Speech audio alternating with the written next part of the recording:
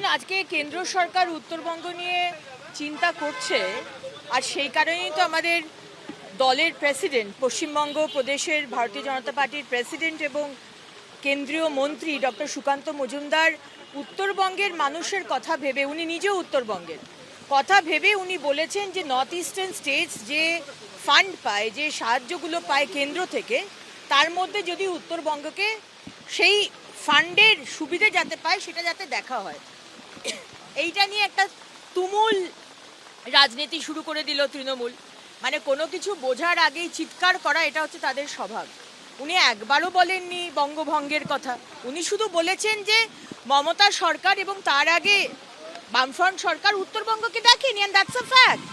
এখানে তো আলাদা করে কোনো মানুষ তো, মানে জনপ্রতিনিধিরা মানুষের কথা বলে। আজকে যে জনপ্রতিনিধিরা, বিজেপির জনপ্রতিনিধিরা প্রতিবাদ করছে, তারা তো মানুষের কথা বলে, যন্ত্রণার কথা থেকে তারা বলছে। আজকে রাস্তা নেই, আজকে আইআইটি নেই, আজকে এইমস সেখানে হওয়ার কথা ছিল তুলে নিয়ে আসা হলো।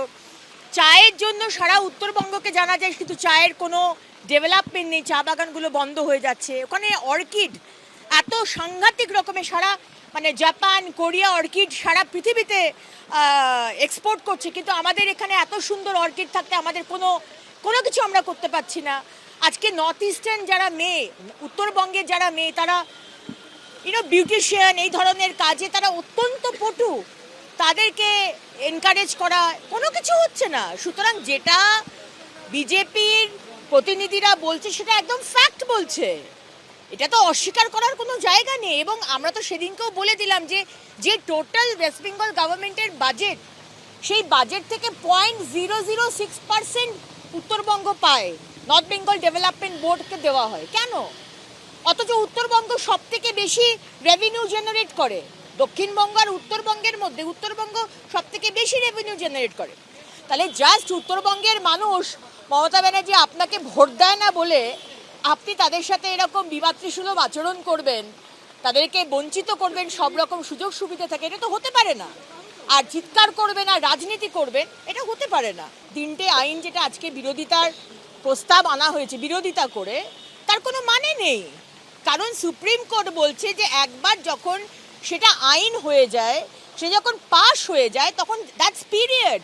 এটা নিয়ে আলোচনা করার কোনো বিষয় নেই। আর আপনি কোথায় ছিলেন মুখ্যমন্ত্রী যখন 2019-এ সেপ্টেম্বর মাসে MHA, ministry of home affairs থেকে সারা ভারতবর্ষের প্রত্যেকটা রাজ্যপাল এবং মুখ্যমন্ত্রীকে চিঠি পাঠানো হয়েছে, আপনি আপনার মতামত জানান?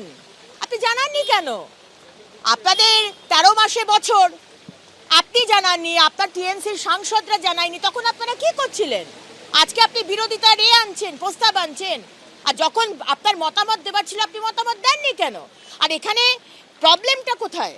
আজকে মহিলারা যারা, আজকে আমরা সবাই জানি পশ্চিমবঙ্গের পুলিশ, মমতা ব্যানার্জির পুলিশ এফআইআর নেয় না।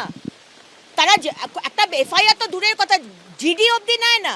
আজকে ন্যায় সংহিতা বলছে বাড়িতে বসে অনলাইনে আপনি এফআইআর করতে পারবেন।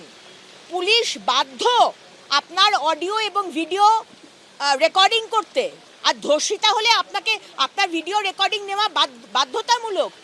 এগুলোর আপনি করছেন, মানে বিরোধিতা করছেন। এটাতে বোঝাই যায় যে মমতা ব্যানার্জি এবং মমতা ব্যানার্জির সরকার যে বারবার মিথ্যে ডেটা এনসিআরবিকে দিয়েছে, এবং এনসিআরবিকে মিথ্যে ডেটা দিয়ে প্রতি বছর ফার্স্ট হয়।